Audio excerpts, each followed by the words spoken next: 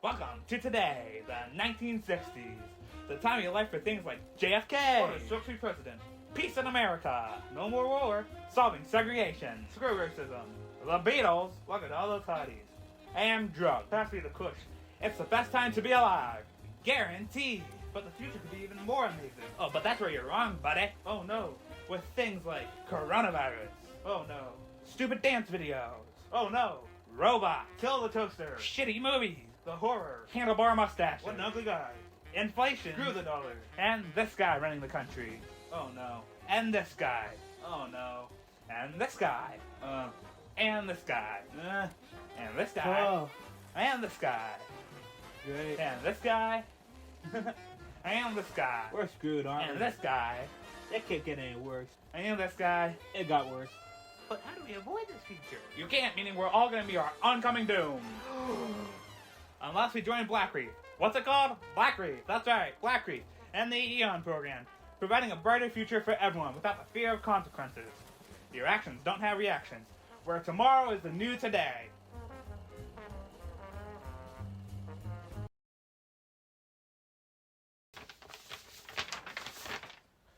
Should have joined. The year is 2020, which trying to explain what happened that whole year will probably take me all week, and I don't have time for that. I mean, look at my schedule. So, I'll just focus on the video game side. What was a big year for the video game industry? The pandemic caused the cancellation of that year's E3, which in turn caused the beginning of the end for the summer event. At least Sega doesn't have to be embarrassed again. $2.99. The Last of Us Part 2 came out, and everyone loved that game. Mario celebrated his 35th anniversary, and Nintendo did as much as they did for the 25th anniversary, not giving a shit and releasing a shitty compilation. And most importantly, Doom Crossing happened. The new consoles were a close second. The ninth generation was kicking off this year. Well, Nintendo started 3 years earlier. Well, that's because the Wii U was a flop, and only dumbasses have those. I never said I wasn't one. But Sony and Microsoft were getting ready to release the PS5 and Xbox Series X/S. Well, try. They had to deal with a bunch of problems out of their control, like the pandemic, chip shortages, and scalpers. But they did it. Somewhat. And earlier in that year, they revealed what they had coming to their new consoles. Xbox had nothing except for Halo that got delayed and still came out like shit. And PlayStation had stuff. They had games like Spider-Man Miles Morales, Horizon Forbidden West, and Ratchet & Clank Rift Apart. Games I was looking forward to. Others that I would give a try, like Bug Snacks and Sackboy: A Little Big Planet spinoff. And games I really didn't care about, like Ghostwire Tokyo, NBA 2K21, and Stray. But there was one game I was all in for, and that was nothing like I had seen before. Deathloop, developed by Arcane Studios and published by Bethesda. The trailer got my attention with the special powers, gun, combat, and the idea of dying and having been stuck in a time loop like Groundhog's Day is something that I've never seen before in gaming, let alone this show. Okay, so yes, Returnal had the same idea. But I didn't care for that. It didn't interest me. I'm playing games that only matter. You really think I'd play something like this or Hatsude Miku's Project Diva F? Anyways, Deathloop was a system solver for me. With it being a time exclusive and a day one release, unless it gets delayed, which I really don't think that's going to happen. Son of a bitch. Well, I couldn't play it because PS5s are in high demand. It's not like Bethesda's just going to be all of a sudden bought by a company like Microsoft. I should really stop talking. Yeah, not only did Deathloop get delayed from November 19th, 2020 to the summer of 2021, but Microsoft announced that they were purchasing Bethesda in September of 2020 and would complete it in March of 2021. Not only were they getting games like Fallout, Elder Scrolls, and their newest IP, Starfield, they were getting games they published, like ID's Doom and Wolfenstein, which at first was bad for PlayStation, since Deathloop and Ghostwire Tokyo, another game from Bethesda, which both were time exclusives for PlayStation, this seemed like a really big issue, but shockingly, Xbox acknowledged these commitments, which would have been wild to see something like this in the 7th generation. And on September 14th, 2021, Deathloop will release on PS5 and PC, with the Xbox version coming out about a year later. And before I start, I've never played the Dishonored games before, so this is my first experience with these types of games, which it seems Arcane does these types of games. So I really never knew about this, and thought this was something new. Also, while playing Dishonored, I found out that Pierre was voiced by Brad Dourif, who you might know as this little shit that haunts your nightmares. How's it hanging, Phil? Which is my favorite horror movie franchise. Anyway, to the game. Spoiler alerts ahead, and I'm not going to go super fast on this one, so yeah. To start off the game, you are randomly killed and then you wake up on a beach and don't know who you are until this random text tells you who you are and basically helps you with the future, which I would love to have this in real life. Answer my questions like, am I ever going to be happy? Well, at least it's honest. We later find out that this is Colt, the character, giving himself the messages and is interacting with himself, telling himself that he needs to break the loop, and it seems there's different Colts who don't get along somewhat, which, let's be honest, if there were multiple versions of me, I don't think we would get along. Oh, you're a fucking asshole! Anyways, during the story, one of the Colts tells you that you must break the loop, yet he doesn't tell you mainly because, his face got shot off by Juliana, who you later find out is your daughter. And you wake up on the beach again, realizing you're stuck in this loop, and when you die, you basically have to repeat the day over and over again. Which, actually, throughout the levels that you play, you're usually given 2 respawns, so it's kind of useful. If you die, you don't lose your whole progress, and you can just keep going on. You can keep going What the fuck did I just drink? Oh, isophoric alcohol. Well, at least I got 2 left, so. After this first level, the game kind of takes you on a linear path, forcing you to do different things, like explaining what the Eon program is, finding out that you're the head of the security for the program, and going back to your crypt to get the security handbook, which isn't there, and Juliana hunts you down, which you have to kill her or be killed, which can be a pain in the ass. Basically, you're the only 2 that can remember what happens during the loop. Usually when the loop resets, no one remembers what happens before, except for you 2. Well, somewhat.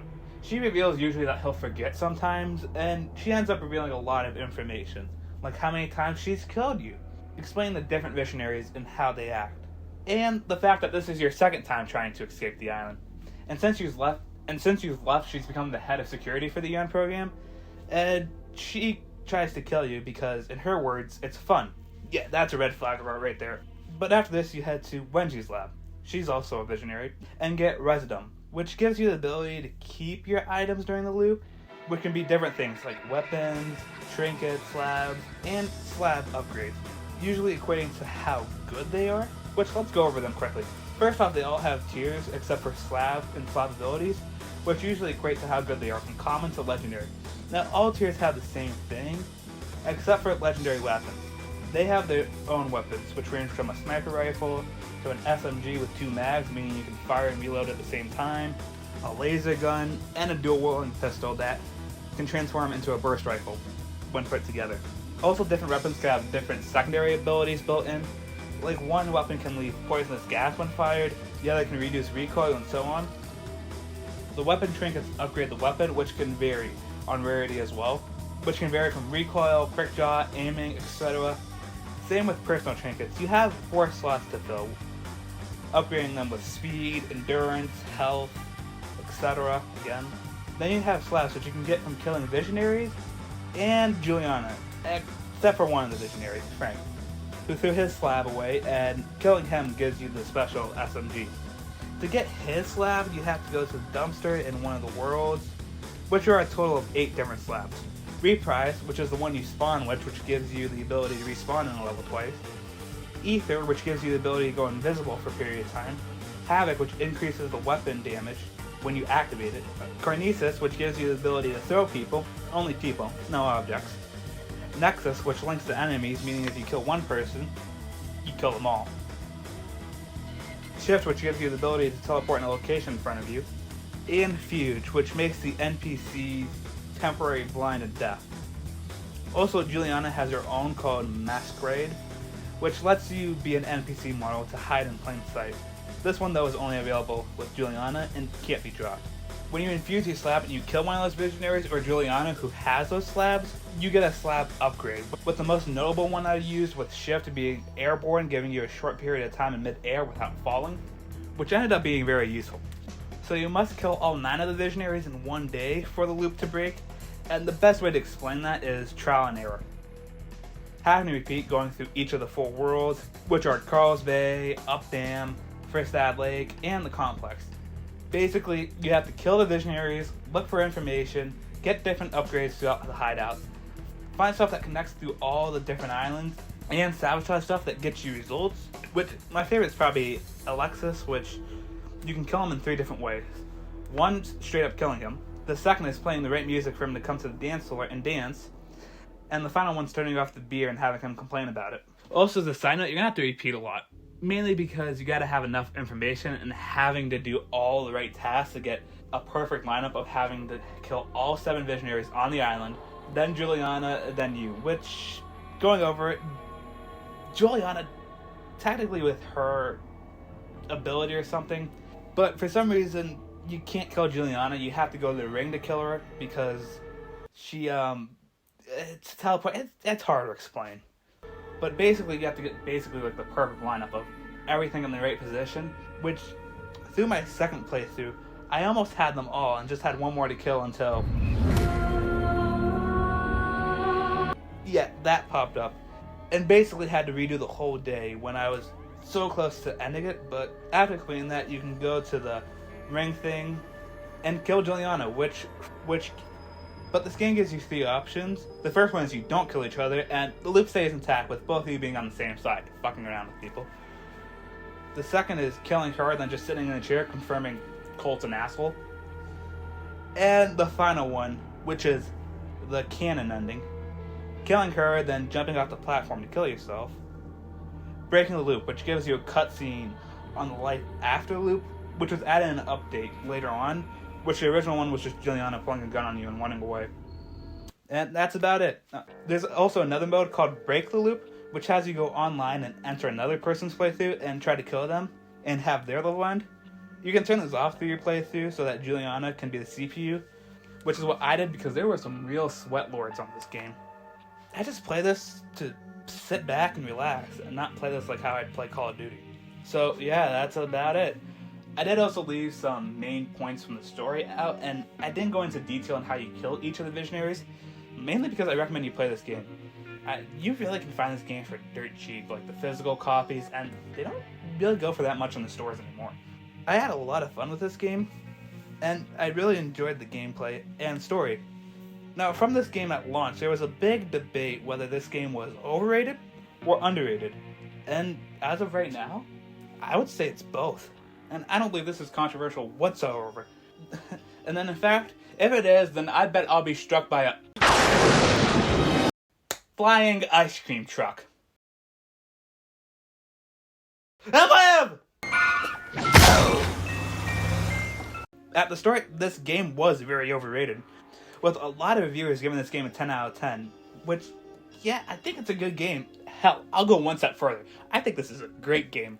But it's not Game of the Year. It was nominated for it in 2021 and lost to It Takes Two, which, yeah, that was very understandable. But as of today, I see no one talk about this game anymore, which says a lot when the games that came out around this time, like Spider-Man Miles Morales, Ratchet & Clank Rift Apart, Halo Infinite, It Takes Two, and Metroid Dread, still being talked about more today, which I think it's better than most of those games. Obviously, Miles Morales is the expectation with that one, and maybe Ratchet & Clank Rift Apart. Yes, one of its main criticisms is it's too much similar to Dishonored, which I don't think that should be hindering them at all. Arcane took a formula that they had done once, that they had one, or in this case, used 3 times, and made it a lot better, a lot more modern. And that's not a bad thing. A lot of games do that.